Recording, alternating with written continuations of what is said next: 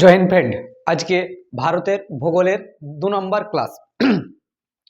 আগের ভিডিওতে আমরা একটু উদাহরণ দেখেছিলাম যে কোনখান থেকে শুরু করব, উত্তর ভারত দক্ষিণ ভারত। আমরা দেখেছিলাম পাহাড় পর্বত কাকে বলে, কত মিটার উঁচুতে পাহাড় বলে, কত মিটার নিচুকে পাহাড় বলে, পর্বত কাকে বলে, পাহাড় কাকে বলে আমরা দেখেছিলাম। এবার আমরা হিমালয় থেকে পড়তে শুরু করব। কোথা থেকে? হিমালয়। তো প্রথমে আমরা দেখো হেডিং দিয়েছি ভারতের ভূগোল 2 নম্বর ক্লাস। আমরা হিমালয় কটি ভাগ বলেছিলাম, যে আমরা আগের ভিডিওতে বলেছিলাম হিমালয়ের 4টি ভাগ। 4টি ভাগের মধ্যে কোনটি কোনখানে আছে তাও বুঝিয়ে দিয়েছিলাম। একবারে যারা আগের ক্লাস না করেছো প্লেলিস্টে অ্যাভেলেবেল আছে, না থাকলে এখান থেকে কিন্তু বুঝতে পারবে। আর এর থেকে ভালো বেশি বুঝতে চাও তো প্লেলিস্টের আগের ভিডিওতে তুমি দেখে নাও ভারতের ভূগোলে। তো আমি এখানটা লিখেছি 1 নম্বর হচ্ছে যে হিমালয়ের কয়টি ভাগ। হিমালয় সাধারণত হচ্ছে যে 4টি ভাগ। কিন্তু তার আগে আমি একটা কথা বলে নেব, যেমন হচ্ছে হিমালয় কোন যুগে চালু হয়েছিল, মানে কোন যুগ থেকে শুরু হয়েছিল হিমালয় তৈরি হওয়া। একে আর্কিয়ান যুগ বলে। আর কি যুগ বলে? আর্কিয়ান বা ক্যাম্ব্রিয়ান। আর্কিয়ান আর ক্যাম্ব্রিয়ান যুগে হিমালয় পাহাড় তৈরি হতে শুরু করে। হিমালয় হচ্ছে নতুন পাহাড়। পৃথিবীতে যত পাহাড় পর্বত আছে সব থেকে নতুন হচ্ছে পর্বত হচ্ছে হিমালয়। এই হিমালয়ে ভারতে কতখানি আছে, ভারতে কি কি আছে, আমরা যতটুকু আছে ভারতের সেটা নিয়ে আমরা পড়বো। তাহলে পড়া শুরু করছি আমরা। তাহলে আমরা কি বলেছিলাম, পাহাড় আর পর্বত আমরা আগের ভিডিওতে আমরা বলে দিয়েছি, তাও শর্টকাটে একটু বলে দিয়েছি। যদি 1000 মিটার, যদি 1000 মিটারের যদি উঁচু হয় তাহলে ওকে আমরা পর্বত বলবো। আর 1000 মিটারের নিচে নিচু থাকে তাহলে তাকে বলবো আমরা পাহাড়। তাহলে ভেবে নাও এখানটায় সব বেশিরভাগ যতগুলো আছে, বেশি উপরে যেগুলো সব হচ্ছে পর্বত। যেমন হিমালয় আমরা ভারতের মধ্যে 4টি ভাগ আছে। একটি হচ্ছে ট্রান্স হিমালয়, একটি হচ্ছে বৃহৎ হিমালয়, একটি হচ্ছে মধ্য, একটি হচ্ছে শিবালিক। তাহলে এবার এই 4টি ভাগের মধ্যে কোনখান থেকে শুরু করব আমরা? যদি আমরা শুরু করি কোনখান থেকে, তাহলে একটা মনে রাখো। যেমন এটা যদি বলি আমি, এটা হচ্ছে শিবালিক। এটা কি? শিবালিক। শিবালিকের পরে কি আছে? মধ্য। মধ্যর পরে কি হচ্ছে? বৃহৎ। কি আছে? বৃহৎ। বৃহদের পরে হচ্ছে যে ট্রান্স। কাশ্মীর কিন্তু ট্রান্সে আছে। এবার তোমরা বলবে কি কি করে এলো, তাহলে আমি একটা শর্টকাট লিখে দিচ্ছি। আমি শিবালিকে আমি এখানটায় এস লিখছি, শিবালিক। মধ্যে এম লিখছি, বৃহতে বি লিখলাম, বৃহতে বি লিখলাম, আর ট্রান্সে টি লিখলাম, শর্টকাটে বোঝানোর জন্য তোমাদেরকে। এরকম ভাবে কি কিন্তু পাহাড় পর্বত আছে, এরকম সোজা লাইন নাই, এরকম ভাবে উঁচু নিচু আছে, উঁচু নিচু উঁচু নিচু ভাবে এরকম ভাবে আছে। তাহলে তোমরা যদি উঁচু নিচু যদি না ভাবো তাহলে এটা কিন্তু পাহাড় মনে হবে না। উঁচু নিচু ভাবে এরকম ভাবে আছে, কোনোটা উঁচু কোনোটা নিচু, কোনোটা উঁচু কোনোটা নিচু এরকম ভাবে আছে। তাহলে সবের উপরে তাহলে কটি আছে? যেমন হচ্ছে 1 নম্বর হচ্ছে ট্রান্স, বৃহৎ, মধ্য, শিবালিক। ট্রান্স, বৃহৎ, মধ্য, শিবালিক, শিবালিক। এবার বলেছে কোনখান থেকে শুরু। এবার কিভাবে? ট্রান্স কিন্তু আমাদের ভারতের কি আছে যে কাশ্মীরের ওই পারে। এবার কিরকম ভাবে তোমাকে বুঝিয়ে দিচ্ছি, শর্টকাটে ভালোভাবে বুঝে নাও। মনে করো যে আমার হাতটা এটা হচ্ছে যে এটা হচ্ছে শিবালিক। এটা কি? এটা হচ্ছে শিবালিক। শিবালিকের পরে এটা হলো মধ্য। এটা কি? মধ্য। মধ্যর পরে এটা হলো বৃহৎ। আর বৃহৎ যখন হয়ে যায় ট্রান্স হচ্ছে ওই পার। ট্রান্স কি? ওই পার, মানে এই পারের সাথে কোনো গল্পই নাই আর, ওই পার হয়ে যাচ্ছে, বুঝতে পারছো তো? যেমন এটা হচ্ছে শিবালিক, এটা হচ্ছে মধ্য, এটা হচ্ছে বৃহৎ। বৃহতের পরে পার হয়ে গেল ট্রান্স। ট্রান্স মানে ওই পার। এবার তোমরা যদি এটাও না বুঝতে পারো, যদি এবার আরেকটা বোঝাচ্ছি। যেমন ধরো, যেমন এখানটা একটা পাহাড়, এটা একটা পাহাড়, আমি দাগ মারছি এখানটা, এটা হচ্ছে শিবালিক, এটা হচ্ছে শিবালিক, এটা হচ্ছে মধ্য, আর এটা হচ্ছে বৃহৎ, মানে সব থেকে উঁচু বৃহৎ। আর বৃহতের পরে এই পাশে যতগুলো আছে সেটাকে বলছি আমরা ট্রান্স। কাশ্মীর এই ট্রান্সে বসে আছে, এই পারে। এই পার থেকে আমরা চায়নার কোনো ব্যক্তিকে দেখতে পারবো না, কিন্তু এই বৃহৎ থেকে কিন্তু ওই পারও দেখতে পাবো, এই পারও দেখতে পাবো। মনে করো যে আমি পাহাড়ের উঁচুতে আছি, সর্ব উঁচু পাহাড়ে আছি, তাহলে এই পাহাড় থেকে আমি দেখতে পাচ্ছি পাহাড়ের যে উঁচু বৃহতে আমি দাঁড়িয়ে আছি, ওইখান থেকে দেখতে পাচ্ছি মধ্য হিমালয়, ওইখান থেকে দেখতে পাচ্ছি আমরা শিবালিক হিমালয়, শিবালিক। আবার এই পাশ থেকে ঘুরে এপার দেখছি ওই নিচে এই তো ট্রান্স, কাশ্মীর চীন দূর থেকে। কিন্তু কাশ্মীরের আর চীনের লোক, এ পাশে ধরো কাশ্মীর আছে, কাশ্মীর প্লাস চীন, এরা কিন্তু আমাদেরকে এই পাশে শিবালিকও দেখতে পাবে না, মধ্যও দেখতে পাবে না, বৃহৎও কিন্তু ওরা দেখতে পাবে না, কারণ ওরা ওই পারে আছে। মনে করো যেমন ধরো বাড়ির ওই পারে যারা আছে তারা কি দেখতে পাবে আমাদেরকে? আমি কিন্তু ছাদের উপর থেকে সবকে দেখতে পারবো। সেরকম ব্যাপারটা একই। এত পরে যদি বুঝতে না পারো তো ভিডিওটা তুমি দুবার প্লে করে দেখো। না, না আনলে ভিডিও বড় হয়ে যাবে। তাহলে বুঝতে পারলাম 4 ভাগে ভাগ করা হয়েছে। তাহলে ট্রান্স, বৃহৎ, মধ্য, শিবালিক। এরপরে ট্রান্সে কোন কোন অংশ আছে? ট্রান্সের মেন অংশ আছে যেটা ওই পার, সেটা বললাম চীন। চীন আছে। চীনে যেটা গুরুত্বপূর্ণ আমাদের একটা মনে রাখতে হবে, চীনে মানসর ঝিল আছে। মানসর ঝিল থেকে নদী, যে নদীতে বরফ গলিত পানি আসে, সেটা হচ্ছে মানসর ঝিল থেকে। কোথা থেকে? কোটা আছে চীনে। এবং এইখানটাতে ক্যালস পর্বত। তাহলে চীনে কি আছে? ক্যালস, কয়েকা ল তারপর ক্যালস পর্বত। আর এইখানটাকে বলছি আমরা মানসার ঝিল। মানসার ঝিল। এখানটায় ভগবান শঙ্কর জি ওখানটায় মানে ধ্যান করতো। এত ঠান্ডায় ওখানে -70 ডিগ্রি ঠান্ডা, ওখানে ধ্যান করতে যেত। এখন সাধারণ ব্যক্তি ঘরের মধ্যেও ধ্যান করতে পারে না। এবং এত ঠান্ডায় পার্বতীজি ওকে ডেকে নিয়ে চলে আসে ভারতের মধ্যে। তখন কিন্তু চীনে শঙ্করজি, যেটা বলছি ক্যালাস পর্বত, তিব্বত, যেটা হচ্ছে এখানটায় তখন তিব্বত ছিল। এখন চায়নাকে কবজা করে নিয়েছে 1959 খ্রিস্টাব্দে। যখন পড়াবো তখন বলবো। ওইখানটায় কিন্তু শঙ্করজি ধ্যান করতো। পর্বতজি ওকে ভালোবেসে ওকে ডেকিয়ার করে তখন ভারতবর্ষের এইদিকে নিয়ে আসা হয়েছে। এবার এই সাইডে তখন ছিল। ইন্ডিয়ান ম্যাপে পড়ছি কোনখানটায় কি মন্দির টন্দির আছে, ইন্ডিয়ান ম্যাপ তোমরা ফলো করতে পারো। তাহলে এরপরে আমরা দেখি যে মানসর দেখলাম। তাহলে এক ট্রান্সে কি আছে? চায়না। আর ট্রান্সে কি আছে থাকবে? আচ্ছা, কাশ্মীর। আমরা দেখে নিলাম মানসর হচ্ছে ক্যালাস পর্বত, ক্যালাস পর্বতে কি আছে? মানসর ঝিল। মানসর ঝিল থেকেই কি নদী বাহিত হয়। বলে চায়নাতে কোন পর্বত থেকে নদী, এগুলো যখন নদী পড়াবো তখন বলবো। কিন্তু নদী মানে এখন নদী টপিক যায়নি, এখন পাহাড় পর্বত পড়ছি, তার জন্য ওইখানেই সীমিত থাকে। এবার আমরা চলে আসি কাশ্মীর, জম্মু কাশ্মীর। জম্মু কাশ্মীরের আবার পাহাড় পর্বত 4টি ভাগে ভাগ আছে। জম্মু কাশ্মীর। এটা কি দেখলাম আমরা? এখানটায় ট্রান্স দেখলাম।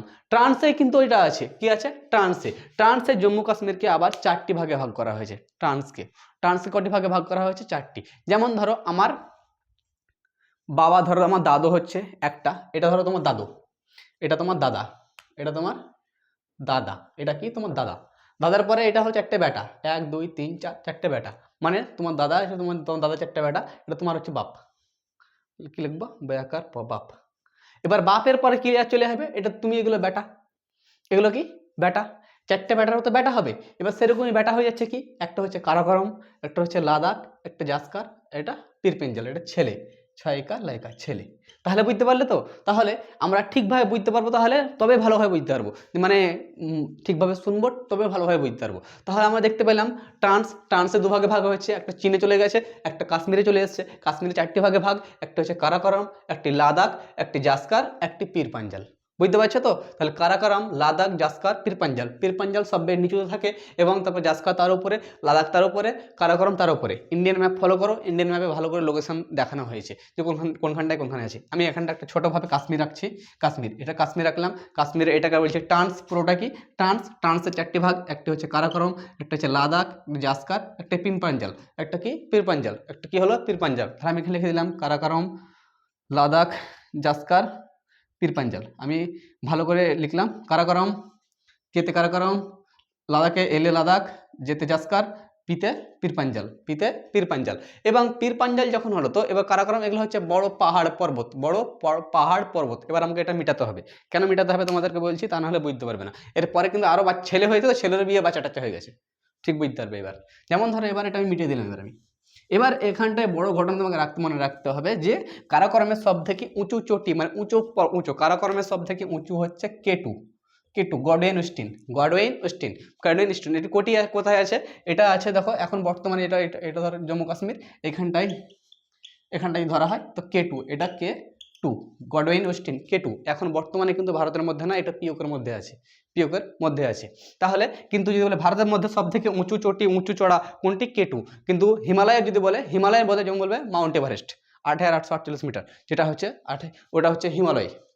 ওটা কোথায় আছে? নেপালে। তাহলে নেপালের সব থেকে উঁচু চটি মাউন্ট এভারেস্ট। ভারতের সব থেকে উঁচু চটি কেটু। বুঝতে পারলে তো?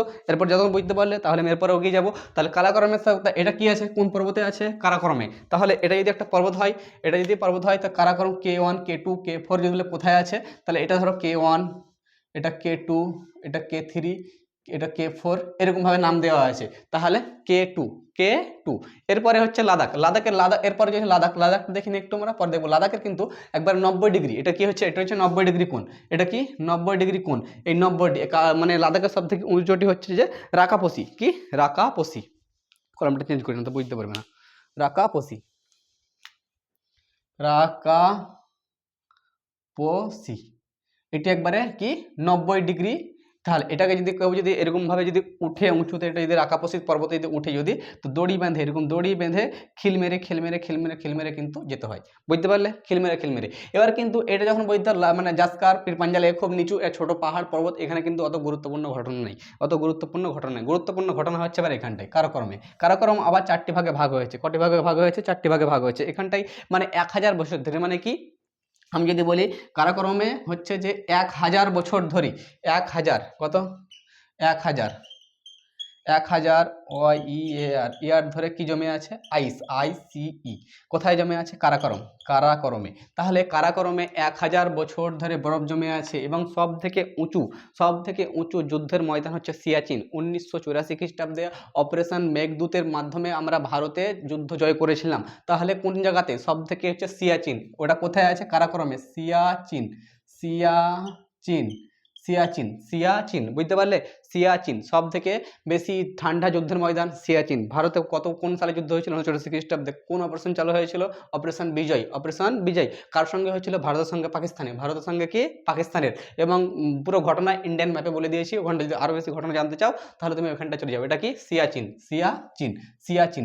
যদি স্পেলিং বুঝতে না পারো তাহলে খাতায় লিখে নাও, যদি আমার ভুল হচ্ছে বললে, কারণ আমি একটু স্পিডে রেকর্ডিং ক্লাসে তো একটু স্পিডে বলছি। তো সিয়াচিনের পরে চলে আসবো আমরা। সিয়াচিনের পর হচ্ছে হিসপার। হ্যাঁ হিস পয়াকার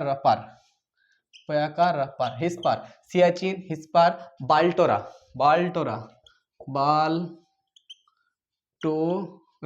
সিয়াচিন, হিসপারা, বাল্টোরা আর বালফোডো। কি হচ্ছে? বিলফোডো।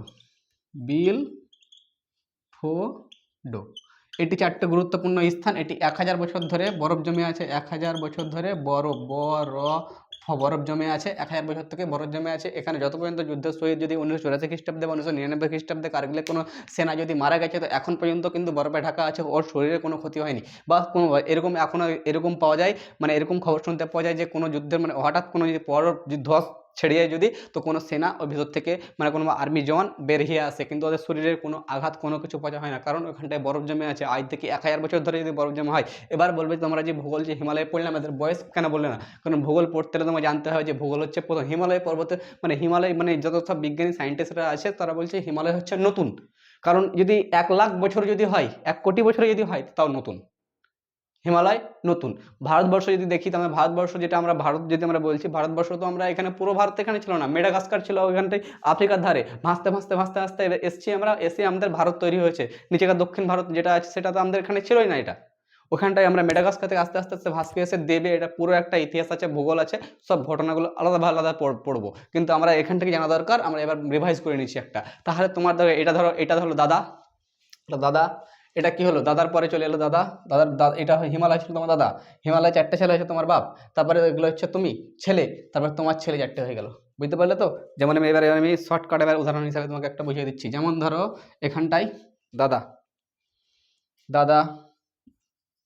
দাদার পর বাপ, বাপের পর ছেলে, তারপরে ছেলের বাপের, তো তারপরে ছেলে, তো ছেলে, তারপরে আমি আবার ডট ছেলে দিলাম।